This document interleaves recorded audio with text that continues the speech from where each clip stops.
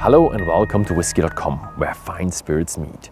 And this is a 360 video, so turn up the quality of the video. And guess where I am today? Yeah, you can read that. It's at the Macallan estate.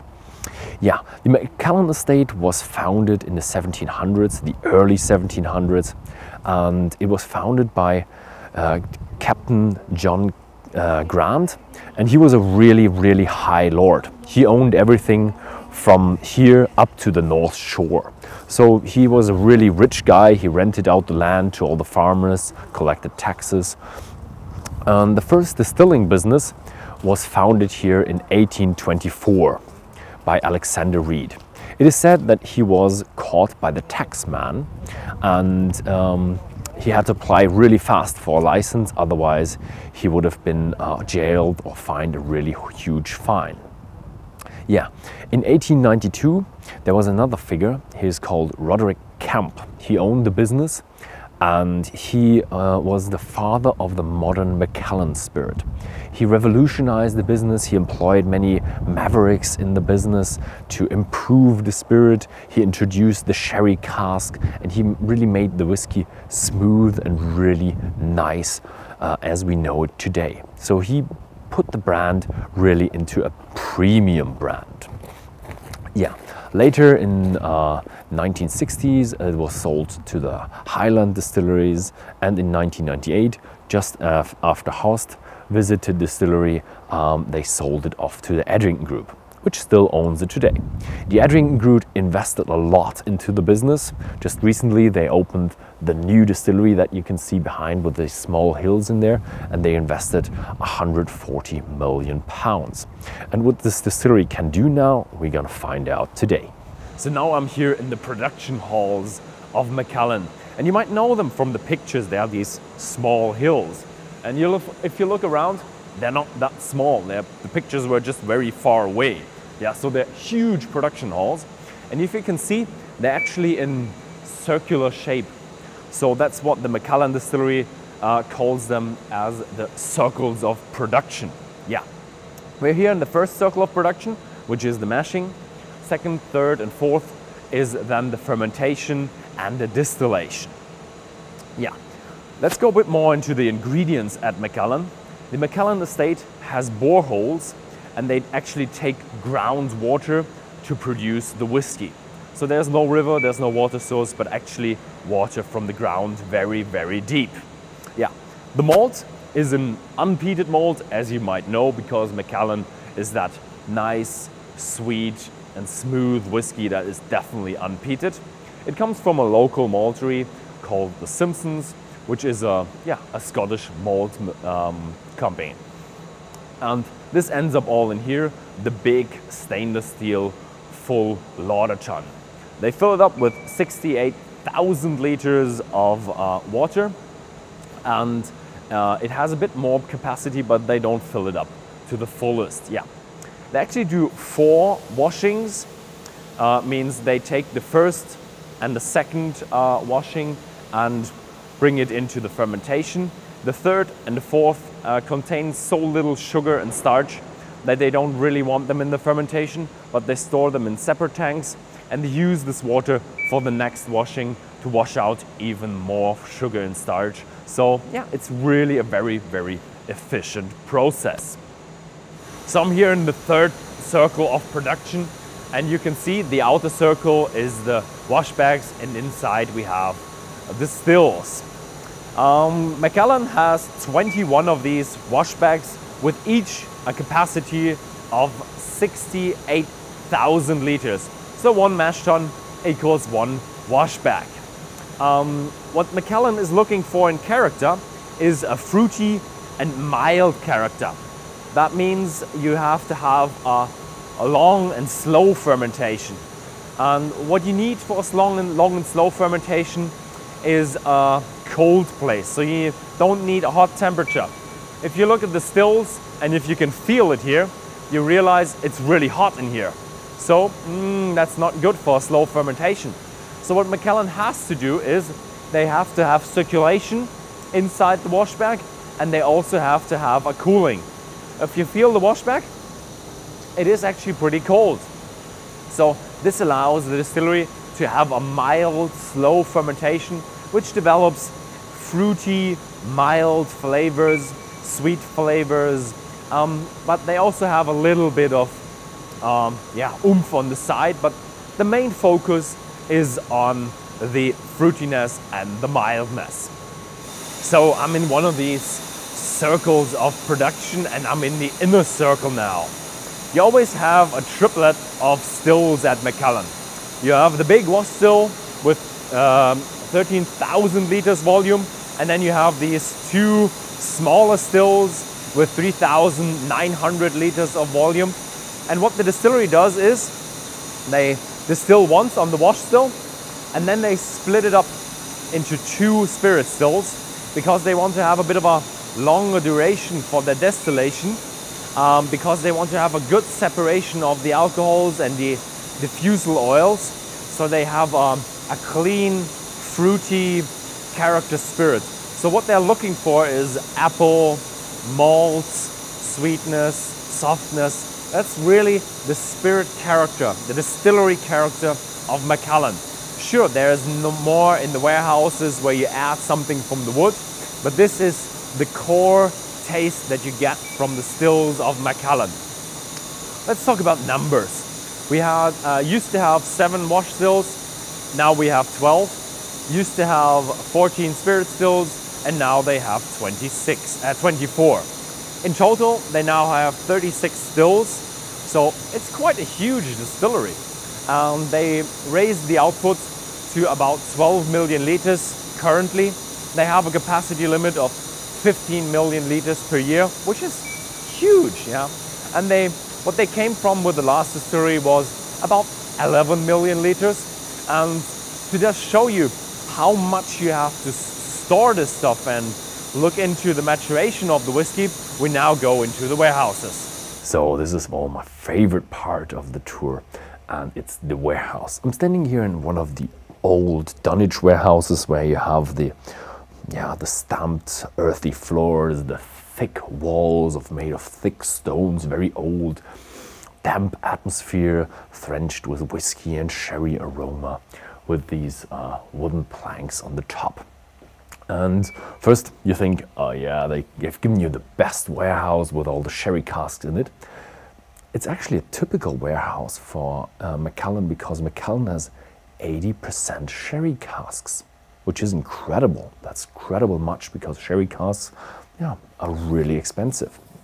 They have about 20% hogsheads, ex-bourbon hogsheads, and then just a few American standard barrels, so normal bourbon barrels.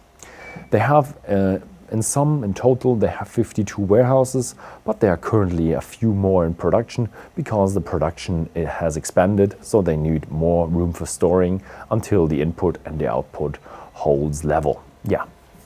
So 52 in total, and the total number of casks on site is 330,000 casks. And if you compare that to other distilleries, let's say American distilleries, then you actually have to multiply that number, because they have 80% of these huge casks, and they're about double the size of, or even more than double the size of a normal American standard barrel. So if you would go for American standard barrels, they would have a volume of, let's say, 600, 700,000 barrels. So that was it with the tour. We'll have a look if we can do the interview in the 360 video. If not, just click on the other video, look at the interview. And thank you very much for watching, and see you next time. So this was the production, and now I'm sitting here with Nick Savage. You have 12 years of experience within the whiskey industry. Now you're 2.5 years here with Macallan. So thank you very much for having me here in the beautiful Macallan estate. You're very welcome. East Jockey's house in the drawing room. Oh, it's beautiful, and if you look in the cupboards, it's really really amazing what you have here. Absolutely. So you've just been recently building the distillery. It's up and running. We've seen all the photos. Now we've seen the production from inside. How was the whole experience of building the distillery, getting up and running? I think it was amazing. I think recently is a weird statement. I'm not sure we've been doing it recently. We've opened it recently, but this has been going on for many years. From conception to design to tender to building, 3-year construction build. And I think it's important that we note that during that massive construction build, we also kept producing. Nothing production-wise actually stopped on site. We still made all the Macallan to the right volumes, to the right specs, as well as building a brand new distillery on site. So it's been a monumental 5 years, 3 years build, and actually a 6-month period of opening now. So it's recently opened, but been going for a very long time. Yeah. So much of a reception of the opening, and it's kind of even a bit of a rebranding. If you look at the shape of the distillery, it's just so iconic. I think it's not necessarily rebranding, but I think it takes Macallan on a different trajectory now. Yeah, it's just if you look at the distillery, then if you look at the shape, then yes, that's Macallan. Yes, you will do from now on. I think from now on, it's just that is Macallan. I think we've always had the iconic whiskey, and we've now got an iconic building, and I do think that shape is going to become iconic and absolutely associated with the brand as well. Yeah, the Macallan whiskey will obviously stay the same, but the building is just amazing. So, what are we having today? A very rangeable, or a wide range, should I say, of Macallans, and we're trying to showcase a few of the different aspects of Macallan. What we'll do is we'll start off with a double cask 12. Okay. And double cask 12 is 100% sherry seasoned. And as with all Macallan products, 100% natural colour. So the colour we've got there's no caramel added to that. That's completely natural from our European and American oak sherry seasoned casks. So 100% sherry seasoned, and double cask is a combination of American oak and European oak. Okay, so the sherry butts are made from American oak and European oak. We also use some hogsheads in there as well, but 100% sherry seasoned. But the two different oak types, and what that does. It starts to provide a balanced experience. You've got a very honeyed approach to the nose, slightly sweet, which is coming from the American oak side of things. But then you've also got just a background of spice coming from the European notes. There's just a bit more volume to it with the European oak. A little bit of root ginger in the background. But very subtle, but very honey driven, very sweet, vanilla driven, primarily from that European oak. So that American oak tempers the European oak. European oak is classic Christmas cake and spices. American oak is that sweetness, that freshness that comes. So that's what double cask provides. Yeah, double cask is a bit of an intriguing name for. It's 100% sherry oak, but it's still double cask. Yeah, it should be two different oaks. But yes, you really have to know what you're doing there. So we've got two cask types. But both go 100% sherry seasoned, if that makes sense. There's also no finishing in there, so they're fully matured in those casks. This is not matured in one cask type, and at the end we add. It's a blend in the vetting in the end. Exactly, yeah. Not a finishing process to add American or European content. Okay. So, but on the palate,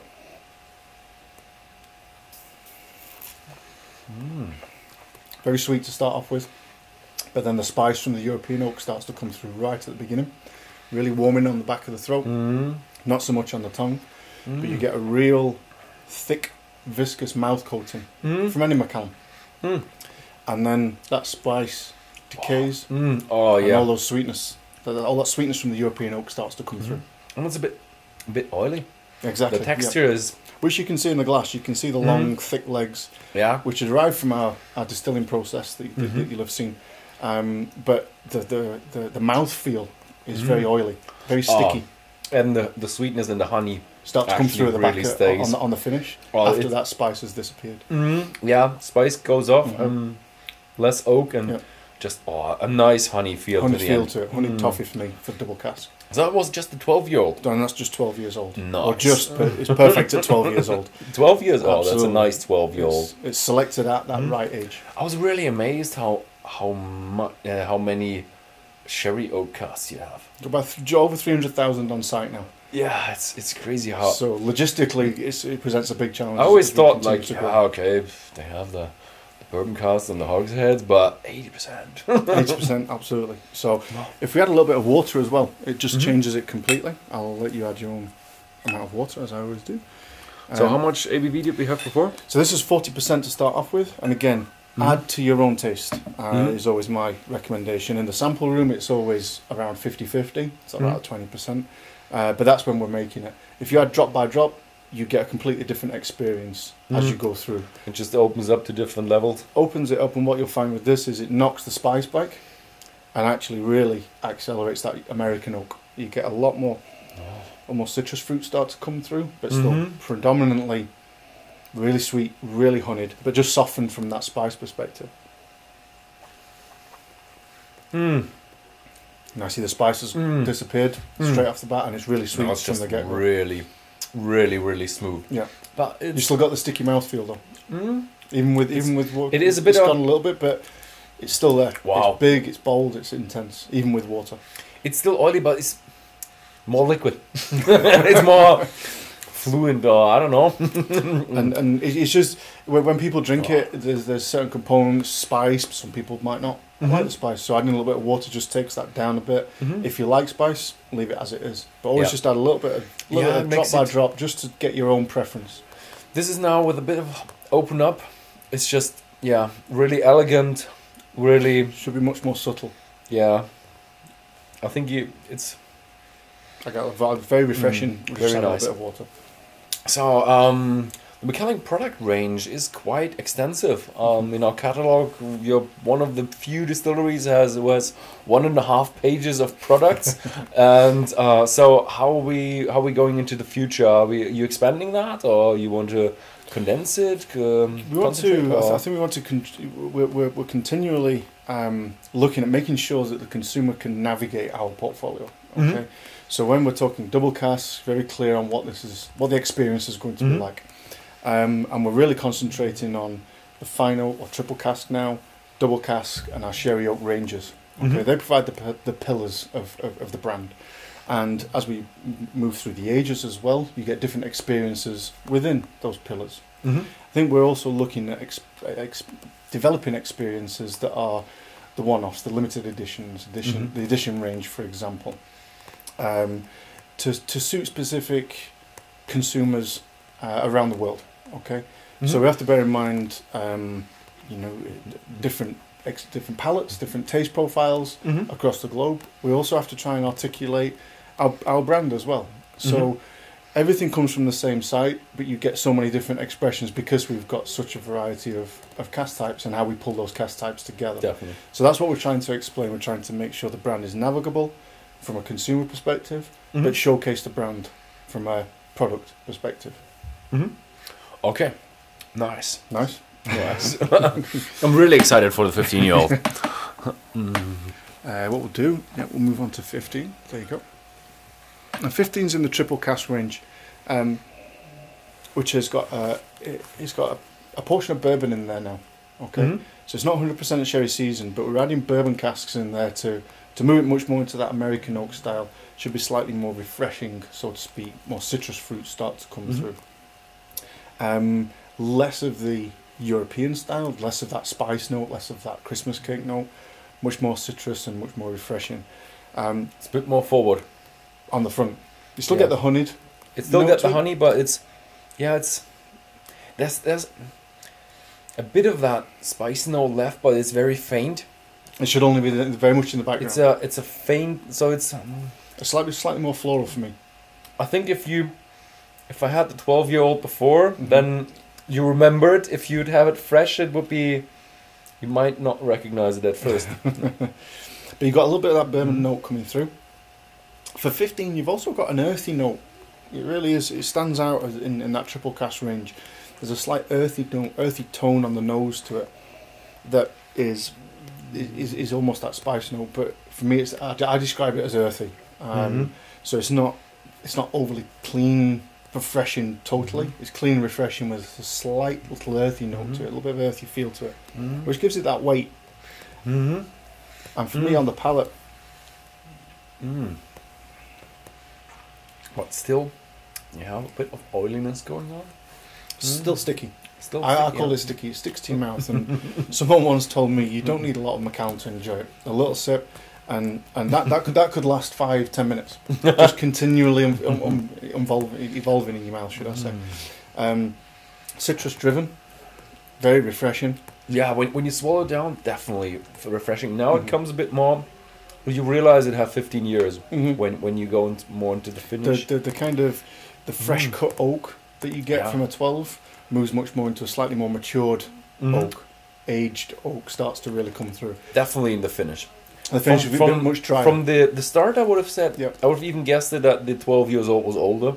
But from the finish, you do realize, oh yeah, that's a mature malt. Slightly older. And for me, it's that dryness, that aged oak that gives you that dried finish. Well, it's beautiful how you have a mixture of fruit in there. Between very fruity. Yeah, is a good description of triple cask. Very fruity, just with that body that I describe as that stickiness. Again, a little bit of water just opens it up, takes the alcohol content down, and really allows those fruity notes to come through. Really citrus driven for me now. Really citrus driven. Oh yeah. It comes from really. Maybe before it was a bit more orange, now it's a bit more lemon. Really, or maybe it's just more upfront, the citrus. Almost go from an orange zest, orange peel, but then right into the lemons, the sort of apples, those types of real sharp citrus fruits. It's interesting. From ripe apple to green apple. Yep. And I think, or baked apple is a lot of times we come through as you get older. I think it's important to know for Macallan, everything is big, bold, and intense. So we're describing light styles, but it's still a lot of apple. It's still a lot of citrus fruit. It's still very intense. It's not a light experience. It's really strange when you have that kind of fruitiness inside a malt distillate. It's very, very. You're right. It's very, very fruity. I mean, our new make starts fruity and malty, but adding that. Those really active casks, those first fill casks, those second fill casks, those bourbons, and actually, it's still a natural colour. We've added water to that.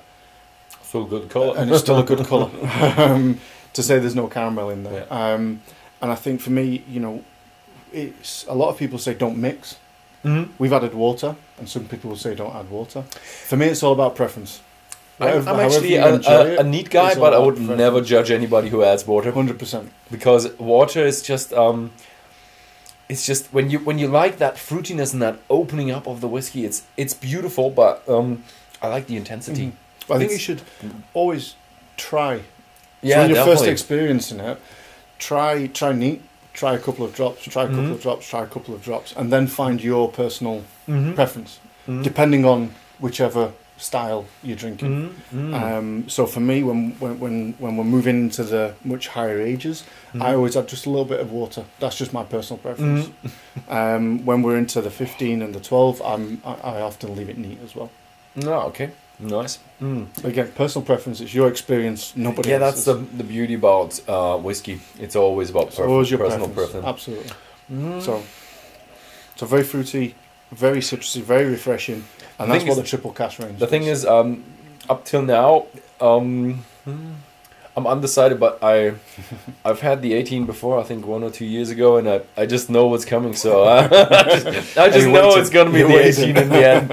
Okay. But it's also interesting, it's a good point, because 18 is my personal favourite, regardless of the range.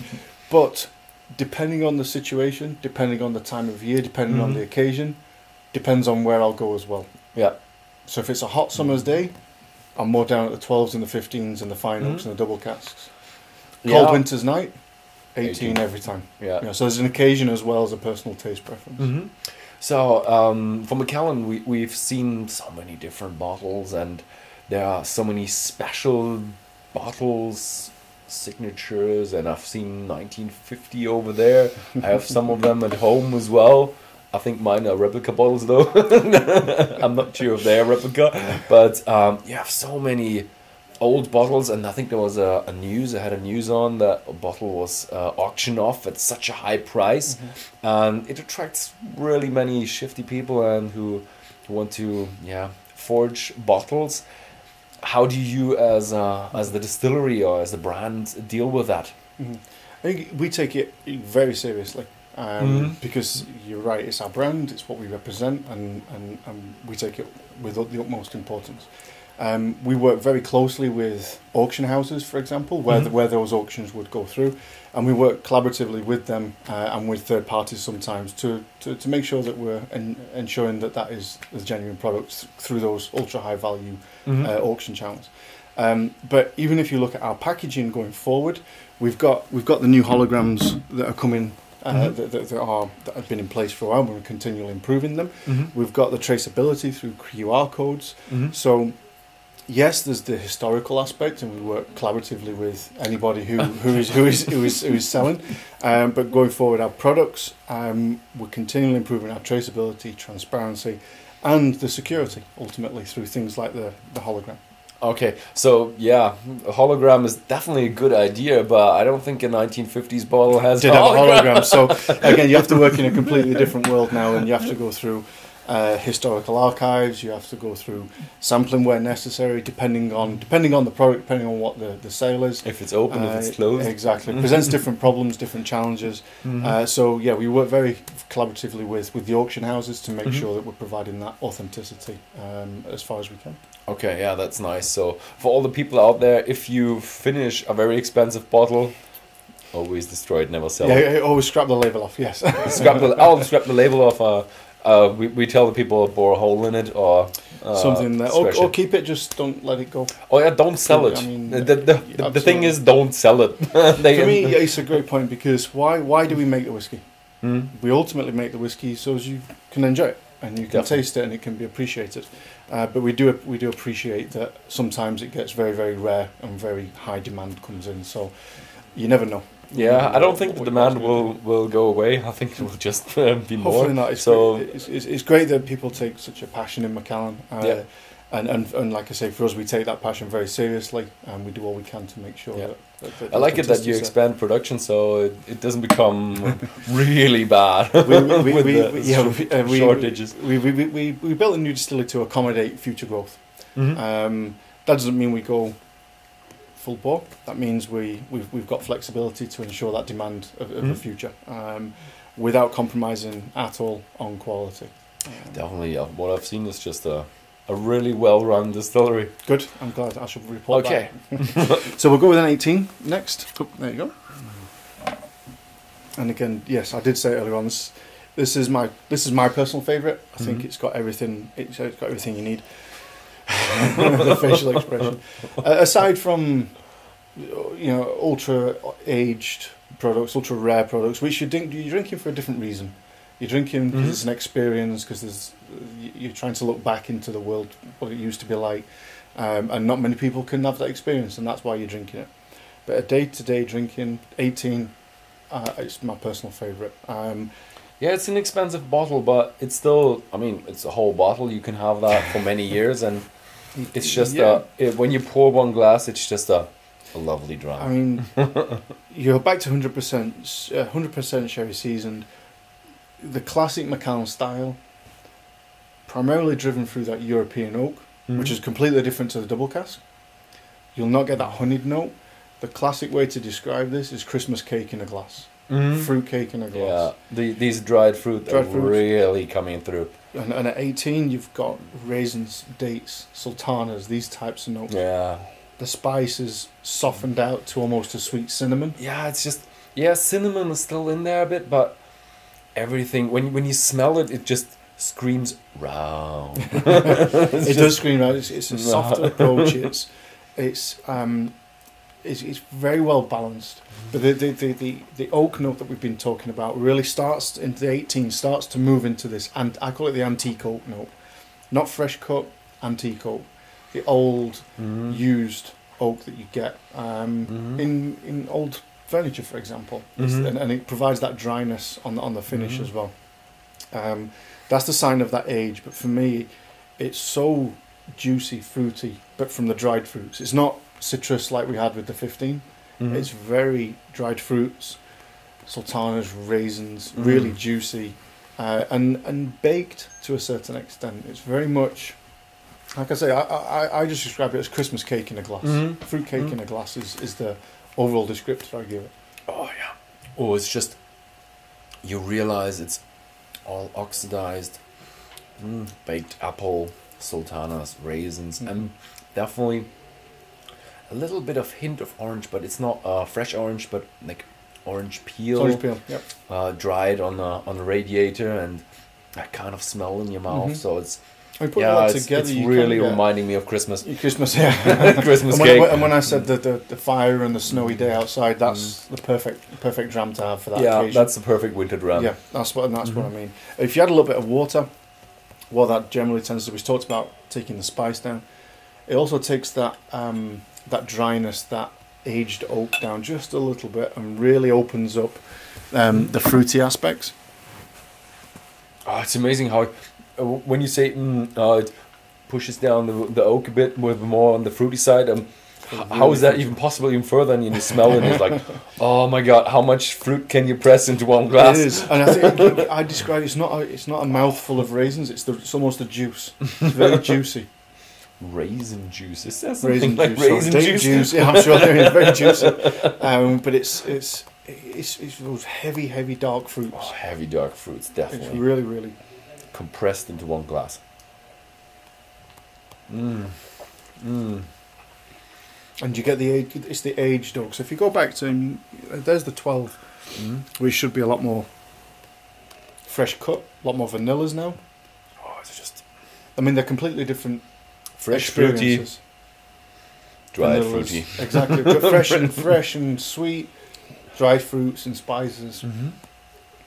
It is Christmas in a glass. But it's amazing. It goes from honey to a bit more grapey. Now it's been sat, honey, now it's evolved, grapey. yeah. Oh, it's amazing. Yeah, I love it. I love it. And what I always love about Macallan is that roundness, that smoothness.